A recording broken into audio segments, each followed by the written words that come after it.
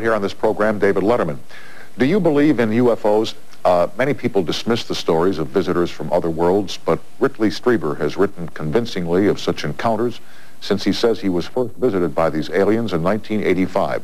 His newest book about the visitors is called Breakthrough, The Next Step. Whitley, it's great to see you on television after many wonderful nights on the radio. Yeah, it was fun. Before 1985 and this first visit, what was your life like? What were you doing? What were you all about? It was very pleasant. Yeah. Before this happened, I was leading just an ordinary writer's life. You know, I wrote a book about nuclear war back during the Cold War. I wrote a book about environmental problems. I'd written some novels. And then all of a sudden, one night in December of 1985, this very peculiar event took place. Yeah, you were visited. I was not visited. I woke up in what appeared to be a nightmare situation in this stuffy little round room with all of these large-eyed sort of faces peering at me, and a machine that kept saying, "What can we do to help you stop screaming?" Which I realized when I heard this between screams that I was screaming, which I was so panicked I was even... Of course, it would be normal to. Yeah. Right. And I worked real hard to make this turn back into my bed. In my bedroom, it would not do that. So after a while, I blacked out, or was blacked out, and whatever happened. The next morning, when I woke up, I thought, I did not know what had happened to me. Did you think maybe you'd had a dream or something like that? I was not sure. I was very confused. I was very disturbed because I thought I'd seen an owl because of the big eyes, and then I remembered a lot of people in the house. My wife said there'd been nobody there. She'd remembered nothing.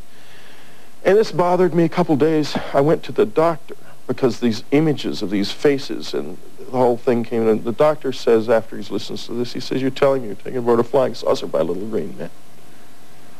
And I said, "Oh no, I'm trying to raise a kid. I have a family. I don't want to go. I write books about nuclear wars. I don't want to go bonkers on them. I mean," and so went to a psychiatrist, the head of the Department of Psychiatry of New York State, tested, hypnotized, did everything, all kinds of mental tests, physical tests.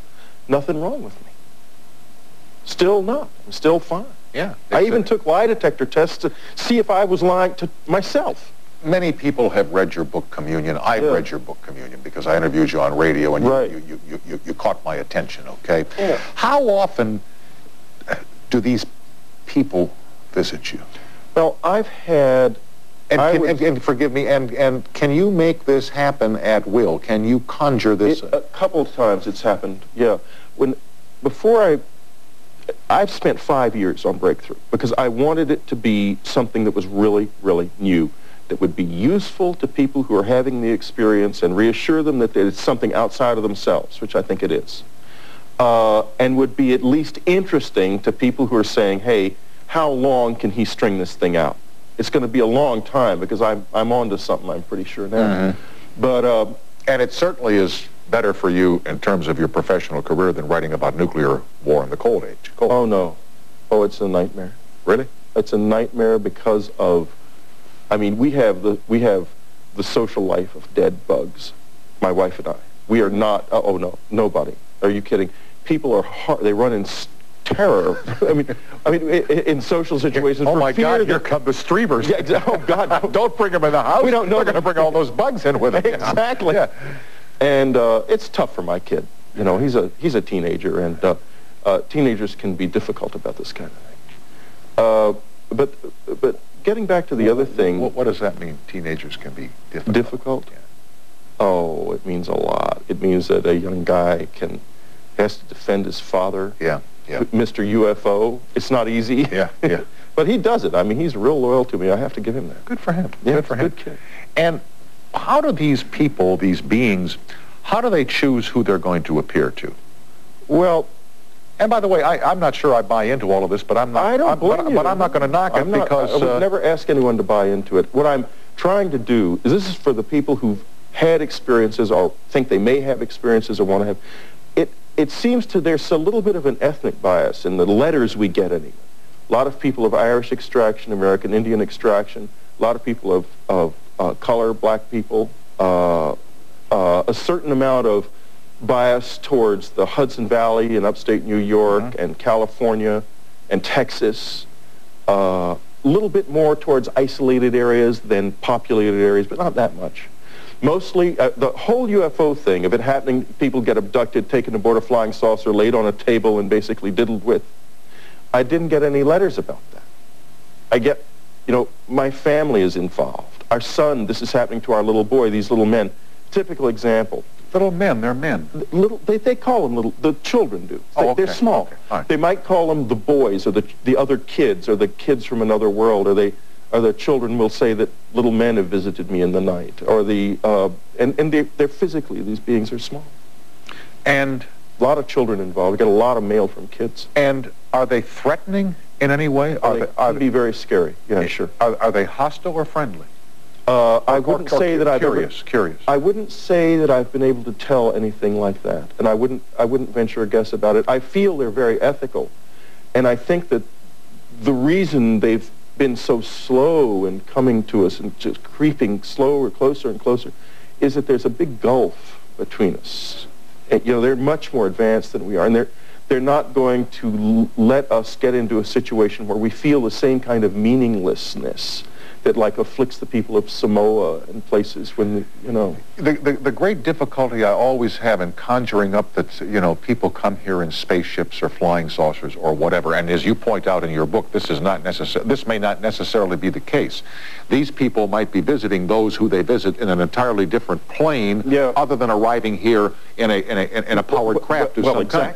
But the thing that I often wonder about is, if these people are so highly intelligent, and we must assume that they are, if in fact they exist, they must have seen our movies about spacecraft who visit Earth, and they know that we blow them all up in the movies, so why, you know, why come here to get blown up? You know, we get out the atomic bombs.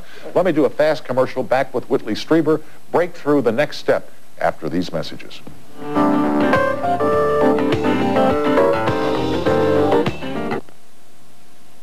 With Whitley Strieber, the author of Breakthrough, and to complete the thought that these beings could be not necessarily from another planet. We have no idea what they are. I don't think anybody has. There's a lot of people speculating about them being aliens or being from some other level of reality, but we don't even know what that would mean, another level of reality. But what I did...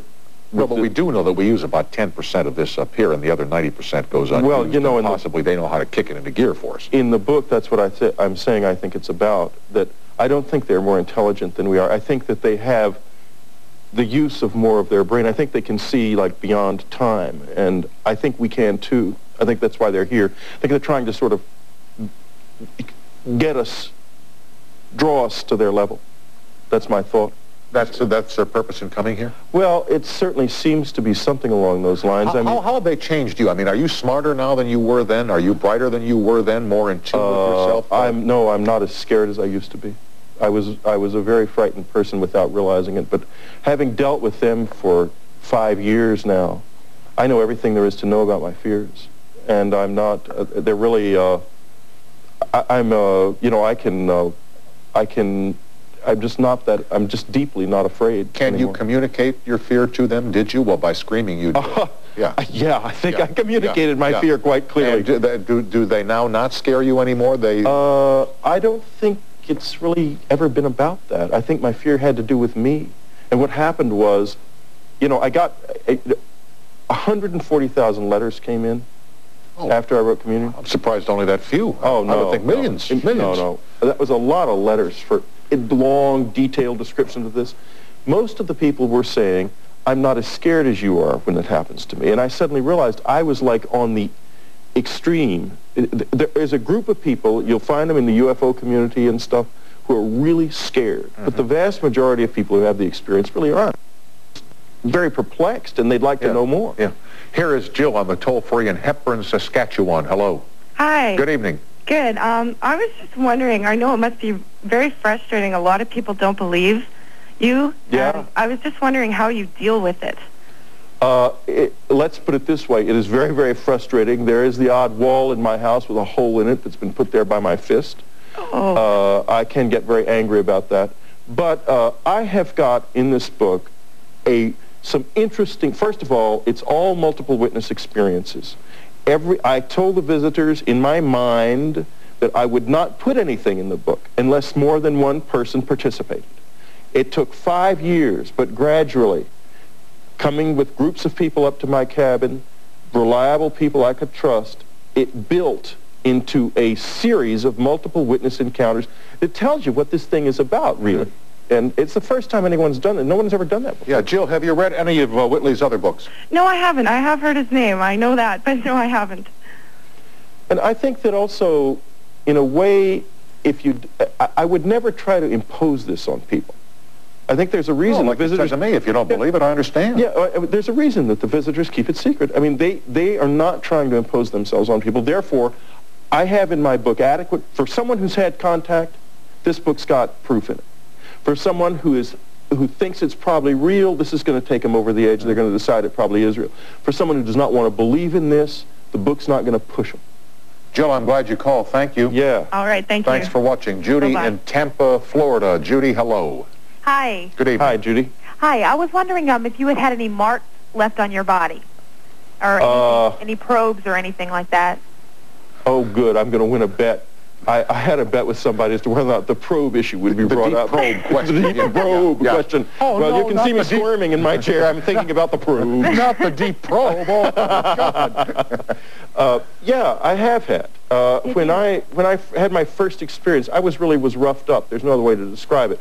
I remembered like getting banged in the side of the head by something that flashed, and there were marks. I mean, there was a mark on my head. There's even some very strange sort of little things in my MRI scans that might be an indication of something that happened there. There was a rectal probe that happened that was very unpleasant and really creeped me out. Well, it seems like that would definitely prove your story to anyone who was a skeptic. Well, yeah. I mean, 2 days later, I couldn't sit down. Yeah. It would not, but it didn't happen to the skeptic. So the skeptic can say, so, what happened? He sat on a cactus? You know, exactly. He sat on a rolling pin? I mean, who knows? Thomas had to put his hand into Jesus' side before he believed that he was crucified. Yeah, but in this particular situation, I think that unless you've had contact, you need to stay at that level. Right. I would not say that I'm trying to make people into believers. But if you've had the visitors come into your house... This is a pretty handy guidebook, isn't it? This is useful. Yeah. Absolutely. Yeah. Judy, I'm glad you called, and thanks for watching. Thank you. All right, bye-bye. Can you tell them to go away, and will they? I've never tried. My Why? guess Why? is, Why? well, because it's the most interesting thing that ever happened to me. Yeah, there you go. Yeah. I mean, boy, this has been such a ride. Why don't you... Unbelievable. It's better than climbing Everest, I think. Why don't you try that? Say, get out of my life. No, I don't want them out of my life. Okay. I'm glad to meet you again here on television. Yeah, it's been fun. Come back anytime. Whitley Strieber, the book is called Breakthrough, The Next Step. Back after these messages. Whitley.